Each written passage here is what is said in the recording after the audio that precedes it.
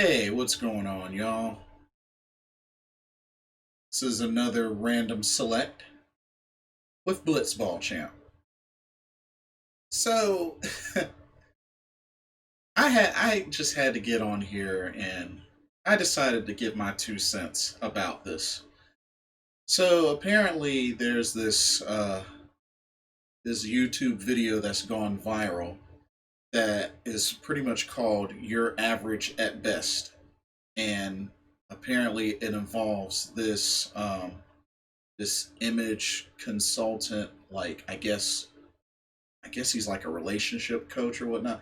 Kevin Samuels pretty much went in on this black female who apparently was in North Carolina, so that already caught my attention. That was making 6 figures, has her own business, and yeah, it was crazy. Like it was just back and forth, and he just really ripped into her. So I went through the whole video and wow. Uh jeez. So I have mixed opinions on it. Uh I try to break this down as best as I can, just on what really stood out to me the most when I saw this video. And I'll link the video in the description, and y'all can see for yourselves. But so, this Kevin Samuels, he's 51, 51 years old, and the woman that called in, the black female that called in, was 35, has her own business, looking for a man, wants a husband. Um, has a, I believe she said, had a son, 13-year-old son, straight A student, whatnot. Father's not in the picture. Um, Not really a lot of information was given about the father. Just wasn't in the child's life. Just it. I guess didn't do his part or whatnot. Just really kind of shady, but not really a lot of information spoken on that. Um, from what date she's been on, it ended up being guys that wanted to kind of put their hand into helping out with her business, or being a business partner or whatnot, and she's not down for that. um she pretty much wants a man on her level, 6 figure making level, because she feels like she could only see herself submitting to a man that has 6 figures or higher, and not an average man that has like a 9 to 5 or anything like that. Um, yeah. So couple of things that I just kind of see wrong with this whole entire picture. Number one, being that she's claimed that she has seen his show before many times, I think it really would have been better for her if she had booked a private session. Because I mean, I do understand what Kevin Samuels is saying. I mean, the whole objective was, people to call in, stay on topic, disagreement day, whichever, stay on topic. I mean, I get it and all, but not so much critical on that, but on the fact that, I mean, when you call in to shows like this, you're risking potential embarrassment, and I've looked at some of his other videos, and some of the ladies really call in, with a lot of personal stuff, which I mean, that's their choice and whatnot. And just with the way that he handles it, just some of it seems kind of embarrassing to actually have to deal with that publicly when everybody else can watch in and see what's going on. So, I don't know. She probably really should have booked a private session to kind of hash that out with him. Um, I give her a lot of credit in the fact that she lasted as long as she did on the call with Kevin. Because shoot, I can imagine some folks, not just specifically black women, but I can imagine some women. They start to even deal with 2 minutes of that. They done already hung up the phone by that time. So I mean, Kevin Samuels he's definitely rude when it comes to you know talking and just overall sharing the floor. I mean, I understand that it's his show. He can say whatever he wants and this, that, and the other. But I did think it was a little messed up. That it's like just an engaging conversation. I understand. Nobody wants to be talked over and whatnot. But I just wish that 9 times out of 10 or more that he would let the caller or whatnot finish what they were trying to say instead of interrupting them middle of the way. You know, it's like he doesn't like when they do that, but getting still he does that. So it's like it's kind of hypocritical.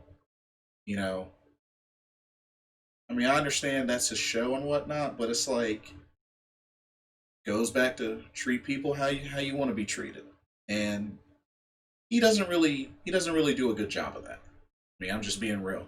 I'm not saying that the points that he makes aren't valid. Some are. Some are kind of extreme. But I'm not saying that he doesn't make valid points. But there is a way to get your point across and at least be respectful. Just common courtesy sort of thing, which I just don't think he does a good job of. Um, Now, as far as some of the things that he said in response to pretty much her call, I mean, he definitely when he was talking about how just said that she was average looking at best. I mean, which she gave herself a 5 and a 6 with makeup on and whatnot. So I mean, yeah, average and whatnot, making 6 figures. I think with her specifically, she doesn't want a kind of man to help, that would be able to help her with her business, but yet and still she would be okay with getting a 6 figure man that had a business and her being able to help his business. Like that right there didn't really make sense to me. It's like when the shoe's on one foot, you're not cool with it, but when it's on the other, then it's fine. Yeah, that just seemed really that didn't make sense to me with how she went about that. So that just made me really question, you know, what she really wants. And with her saying that she felt like she honestly couldn't submit to a man that makes less than 6 figures, I think what just really bothers me is it kind of gives me the notion that sometimes women like that will really look down on the 9 to 5 man.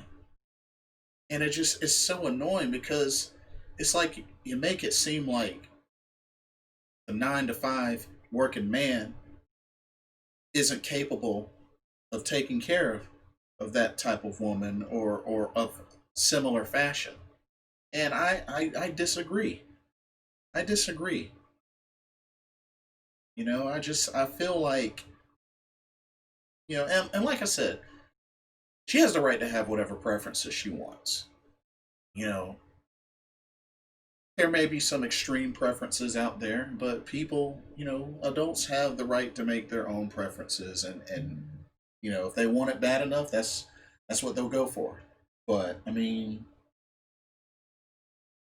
just I just wish people wouldn't look down on folks that work a 9 to 5, that yet, despite not making six figures, is still able to take care of themselves and take care of a family, wife and kid, and able to work together and make ends meet and grow from that. I just and I feel and I get the vibe that she's the type of woman that looks down on that. So that's that's already kind of a turn off. And I mean,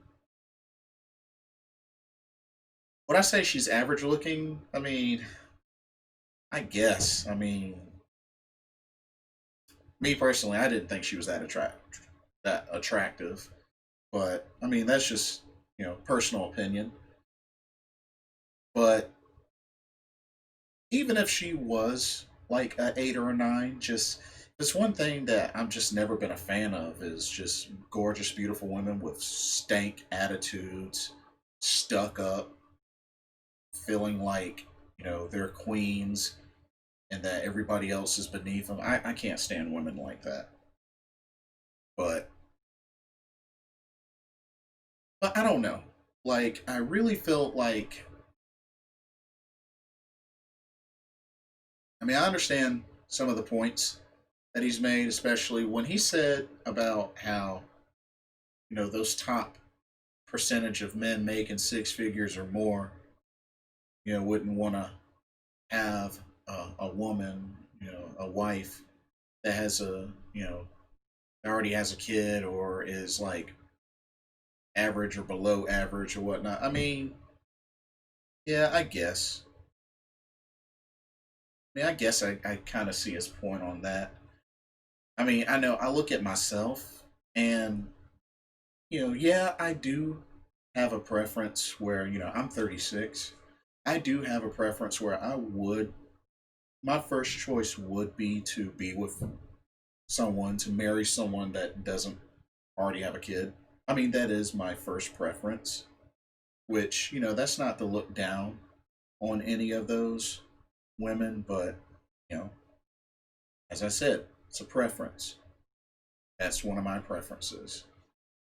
Um, but I mean, I could see what he means by how most of those men wouldn't want to settle for a woman that's already had children, especially with in her case, you know, shady father.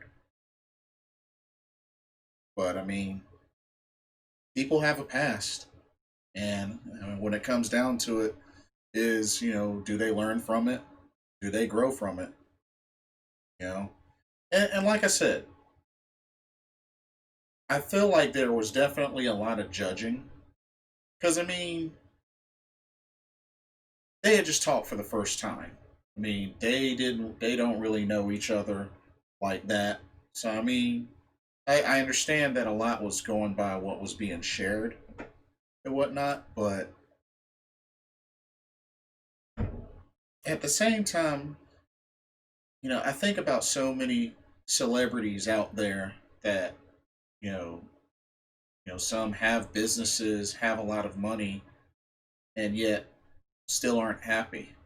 You look at so many musicians or just celebrities out there that have made tons and tons, millions of dollars, many figures of money, you know, end up committing suicide, or just ending it all right there. Because, I mean, things like depression and just folks, loneliness or just all having all that and still not happy. I mean, it's just one thing that made me kind of think, and it just I also thought to myself, if I were to ever be rich or whatnot, and honestly, being rich while it does sound cool on paper, I know that be able to take care of debt, help out my family, stuff like that. But part of being rich kind of scares me because of what money can really turn people into. You know what I mean? Part of me is scared to get rich because I don't want to ever not be in my right mind to the point where I take things for granted and feel like I'm above everyone just because, I make more money than somebody else. Because there's many people out there that have it a lot worse. That, you know, and everybody has a story. Everybody has their struggles, you know. So I don't know. I really feel like, Kevin Samuels went in pretty hard on this woman. I'm not gonna say he didn't go in hard on her, and I just feel like his communication just it lacks respect and courtesy in his communication. I mean, there's a right way to get your point across and a wrong way to get your point across. I mean, I feel for her in the fact that she was disrespected on the common courtesy sort of line, but I also feel for her because at the same time there were a few good points that he did make. And just that's just how I feel about that. I mean, if anything, I know for me personally, like I used to feel intimidated a long time ago whenever like there was a woman that I liked and she, you know, has a college degree, has a PhD, has like a high paying job like a dentist or something like way, way above me. But I mean, at the end of the day, everybody has their aspirations and goals. And, if anything, if I were to ever be with a woman like that, I mean, I would definitely support her as best as I can. And I hope that she would be able to appreciate me for what I can contribute, and I just feel like, just that's why I stress so much that I feel like a lot of the relationships out there, folks just don't want to get to know each other anymore. It's just like with the online dating, you know, if you have this, that, okay, I'll talk to you.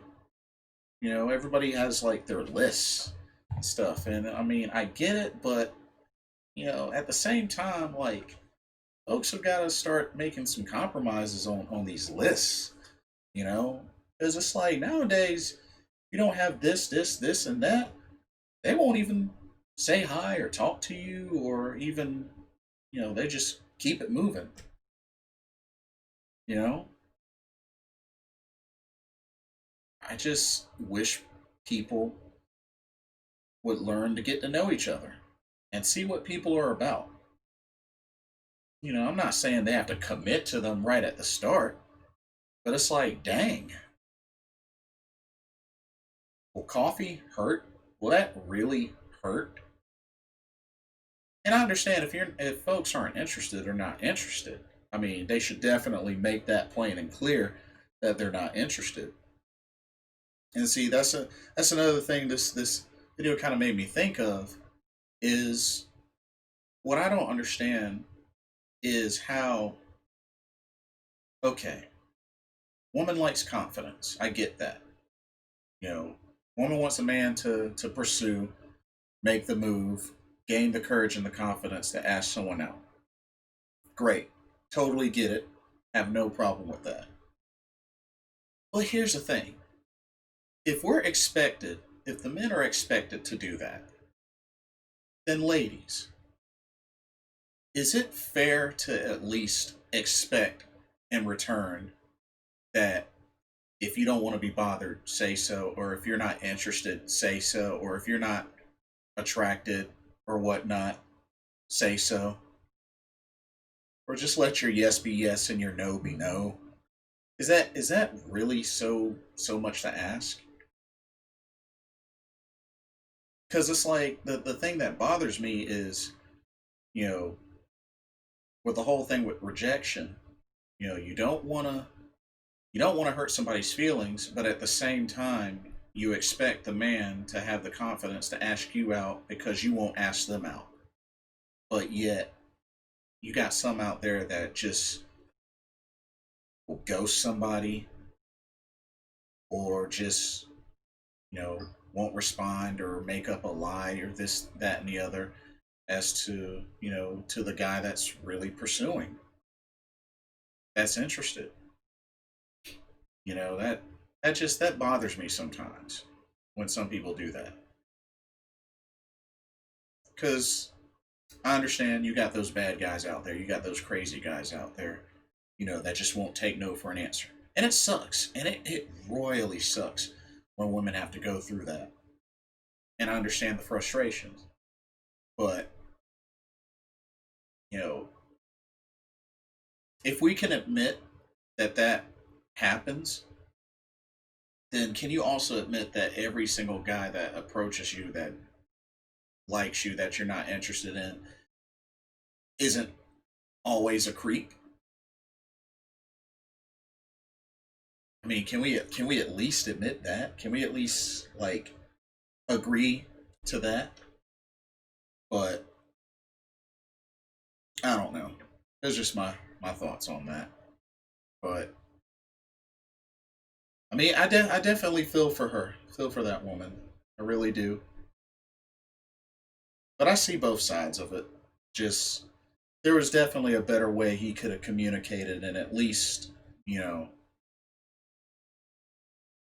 if it's anything, you talk to people how you would like for people to respond to you. You treat others like you would want them to treat you. It's just as simple as that. I understand that was a show, but you don't want to get so condescending and just high and mighty where you can't have a civil conversation with somebody and, agree to disagree or whatnot and not have such a big ego and not really willingly hurt somebody else's feelings. But those are my thoughts. What do y'all think? Like I said, I'll link the video in the description. I mean, what do y'all think? Do you fully agree with Kevin Samuels? Do you fully support the woman? Do you have mixed opinions? Let me know what y'all think. Uh, like, comment, subscribe. Click that notification bell so you don't miss a video. Thank you so much for watching. This is Blitzball Champ Jason Ingram. Catch you in the new year. Laters.